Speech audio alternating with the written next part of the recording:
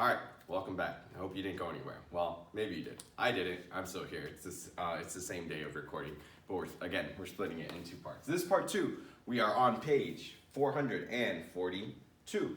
All right, so let's jump right in. We're on problem 17. We've got 7 points, and my decimal's a little funky there. We've got 7.4 minus 3 3/4, but in the book it tells us to change our fraction into a decimal. It could go either way. They could have asked us to change our decimal into a fraction. And because we've been studying and we've been participating in all the problems and videos, you guys know how to change 3/4 into a decimal, right? Right, okay. So my denominator becomes my divisor, my 3 becomes my numerator, okay? So I put decimals down already because I know I'm gonna have to add some zeros. So does 4 go into 3? It does not. So I write a 0, place my decimals, make sure they are lined up, and I add a 0. Does 4 go into 30? Yes, in fact it does. It goes into it 7 times. 7 times 4 is 28. I subtract it. 30 minus 28 is 2. Add a 0, bring down the 0. 20, 4 goes into 20, 5 times evenly. All right, so now we've got our decimal. We've got 3/4 equals 0.75, but that's just the 3/4 part. We got a whole.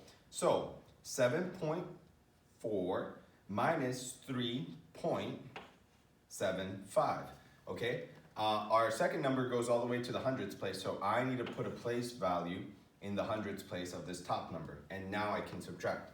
I've got to borrow from the 7, make this a 6, that a 14, this a 13, and this a 10. 10 minus 5 is 5, 13 minus 7 is 6, 6 minus 3 is 3, to give us the final answer of 3.65. Okay, very important in addition and subtraction problem to add a 0 to the place value of the number that you're adding or subtracting, okay? Very important to do this step, okay? Next, number 19. We are changing 8% to a decimal. That's right, we're changing 8% to a decimal. Now, in order for you to visualize this, I've written it as a fraction because remember, 8% can be written as a fraction with the denominator of 100. The last time I tried to say that, I got so mixed up. Anyway, a percentage can be written as a fraction with the denominator of 100. So 8 over 100 is the fraction form of 8%. Now let's look at it this way. 8 over 100 can be written as 8 divided by 100. We know that when we divide by 100, we move our decimal point to the left. When we multiply by 100, we move our decimal point to the right. In this case, we imagine the decimal point right here, and we're gonna move it over 2 places, okay? So 1, 2.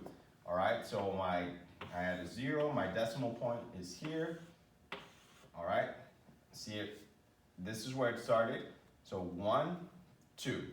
My decimal point has moved 2 places over to the left based on the division and the number we're dividing it by. So 8% written as a decimal would be written 0.08. And there you see the 8 is in the hundredths place. Yeah, anyway, let's continue. We've got problem number 21. Estimate the product of 6.95 and 12.1 to the nearest whole number. Now I'll tell you what I did. I don't know if you can see the eraser mark. I took 6.95 and 12.1 and I multiplied them together. And it didn't give me the right answer. And so I was like, what in the world? What did I do wrong? So I went another way. I rounded before I multiplied. So let's round to the nearest whole number. All right, so this number is greater than 5, and so that would round up. And then this is to the right of the, this is the decimal part of the number. We're rounding to the nearest whole. So obviously this can round up. So 9/5 can round 6 up to 7. All right, 12 cannot round up, okay? So 12 remains the same.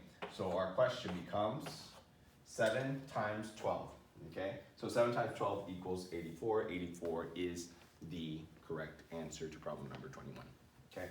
Make sure you are showing your work on a separate sheet of paper. All right, number 23, we are looking for the area of the triangle that has a side that is 11 centimeters, a height that is 6 centimeters, and a base that is 8 centimeters. Now remember how we determine the base of a triangle? We determine that by the line that creates a perpendicular line. Okay, so we see our base here, and we've got our perpendicular line here.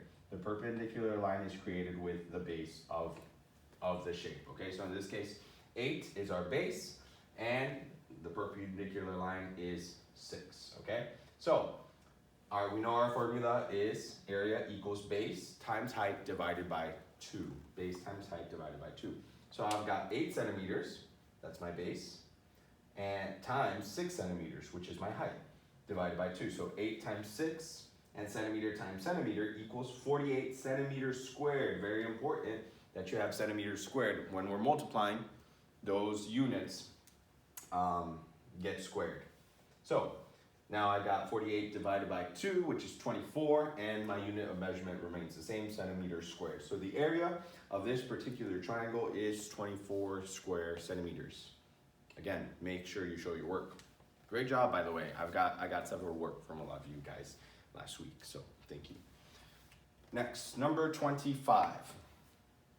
Oh yes.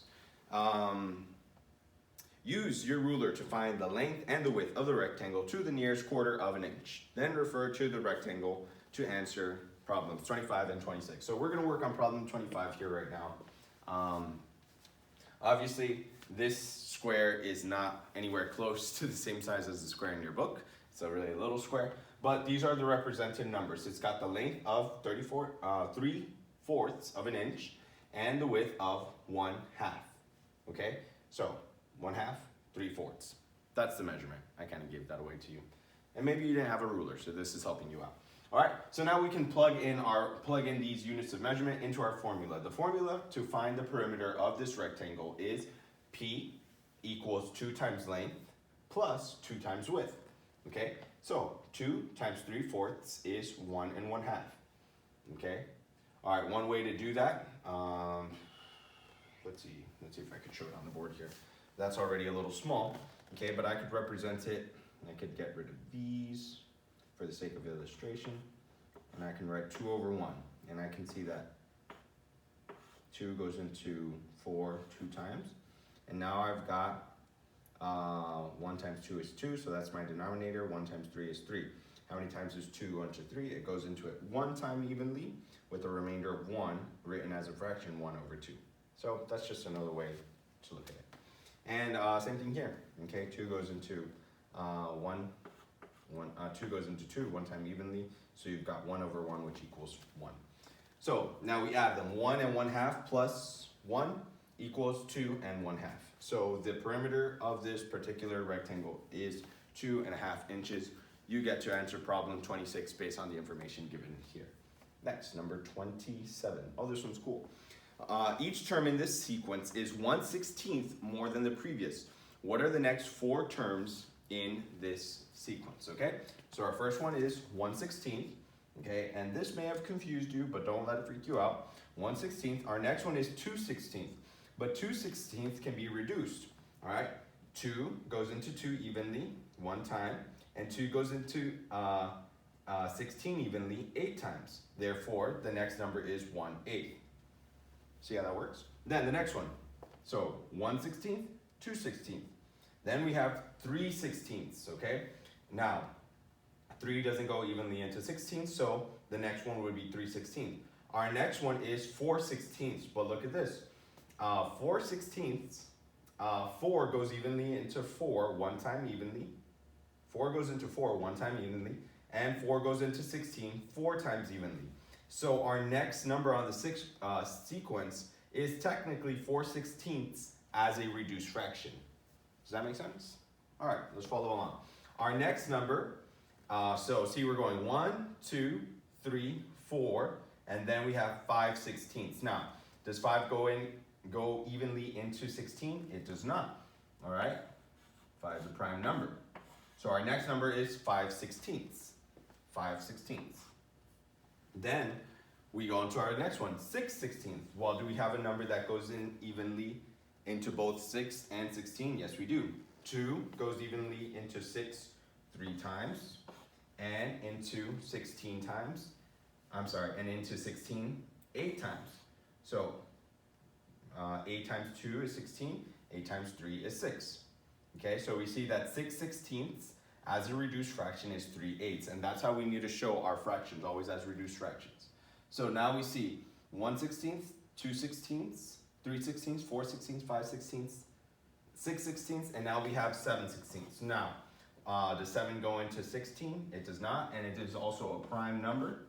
Okay, so our next number would be 7/16, and our final number would be 8/16. Now, which number goes evenly into both 8 and 16? You guessed it, 8. 8 goes into 8 one time evenly, and 8 goes into 16 two times evenly. Okay? So even though the denominator on a few of these change, okay, it really is all going through 16. So 1/16, 2/16, 3/16, 4/16, 5/16, 6/16, 7/16, and 8/16. Okay? But 2/16, 4/16, 2/16, 4/16, 6/16, and 8/16 are written as reduced fractions. Sorry, I got something caught in my throat. All right. Last one is split up into two. We've got 12 centimeters, and remember when a unit of measure or a number is caught in parentheses, that means we're multiplying the numbers, okay? And the units of measure. So we've got 12 times 8, which equals 96, all right? So 96, and then centimeter times centimeter equals centimeters squared. Okay, so that's your final answer for number A. Then we've got 36 feet squared divided by 4, all right? If there was a feet, if it was divided by 4 feet, this would cancel out, one of the feet would cancel out and we would erase the exponent. But we don't have a unit of measurement in the denominator. So 4 goes into 4 goes into 36 9 times evenly. So 9 feet squared. All right, you guys, that's it for today's class, Tuesday. Make sure you get all your work done. Make sure you answer the questions online, and I'll see you here on Wednesday. All right.